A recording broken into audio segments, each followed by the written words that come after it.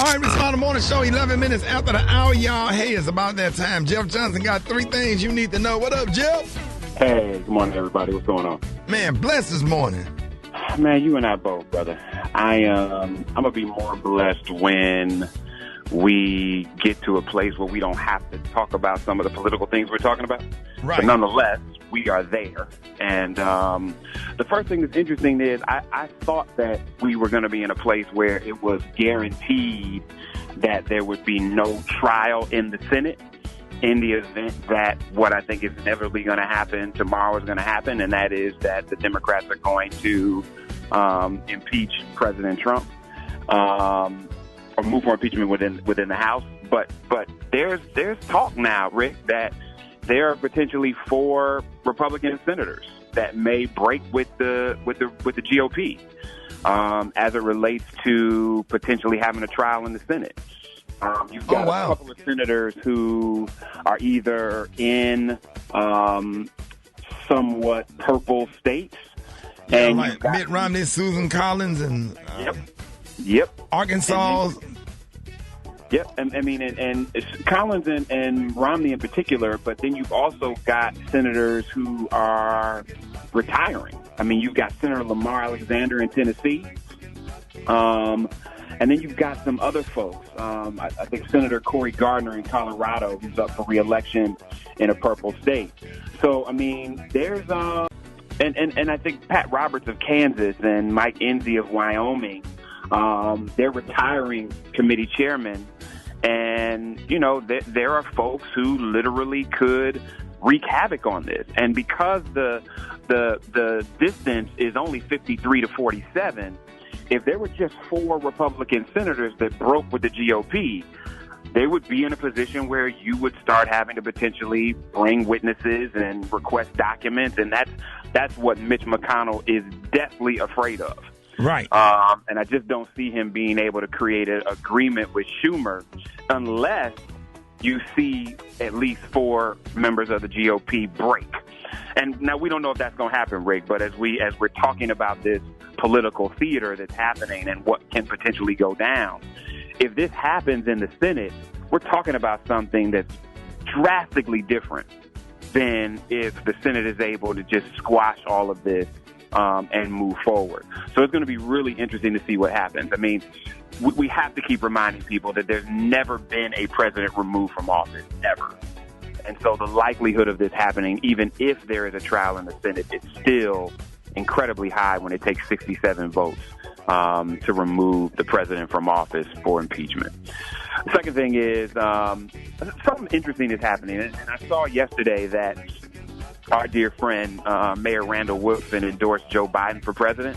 Right. And I saw just an amazing amount of negative comments. And I have yet to endorse one of these presidential candidates. But I think one of the things we really got to be careful of, Rick, is that we don't allow other people's politics to dictate our conversations. Right. And as we have these conversations about who we think makes sense, I hope that we're in a place where we listen to each other. And even if we disagree, we challenge people to be principled.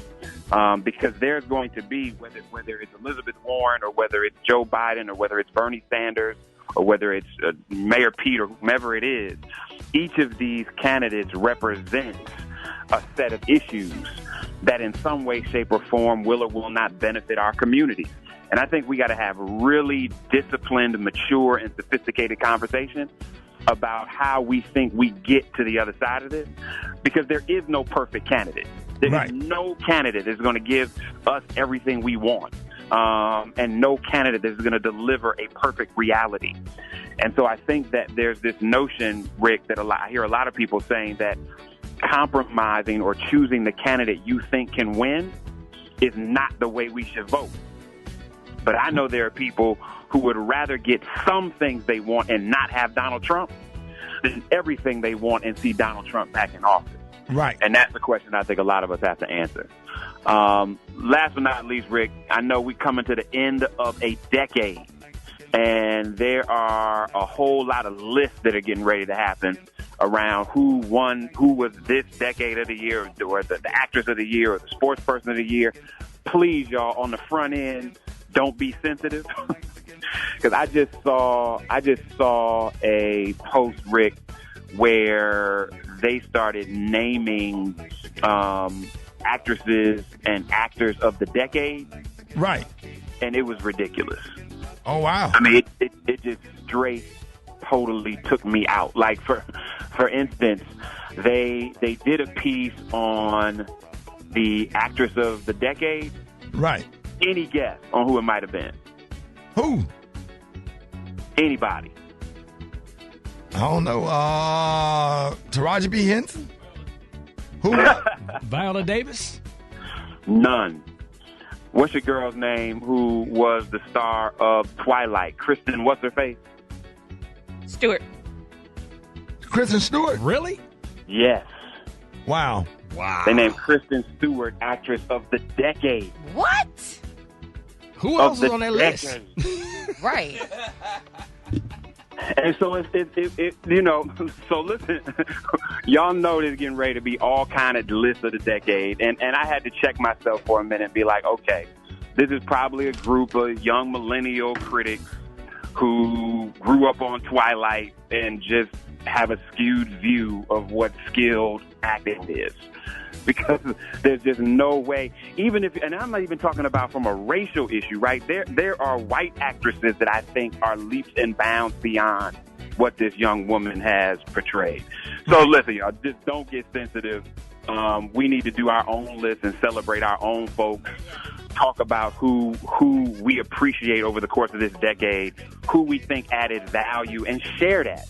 Because there's a lot of people that did some amazing things over these last 10 years that people don't know, that they should know about.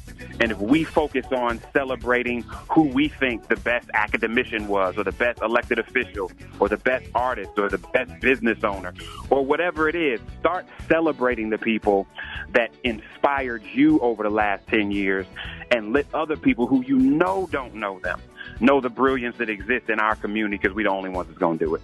Rick, those are three things I got for you, brother.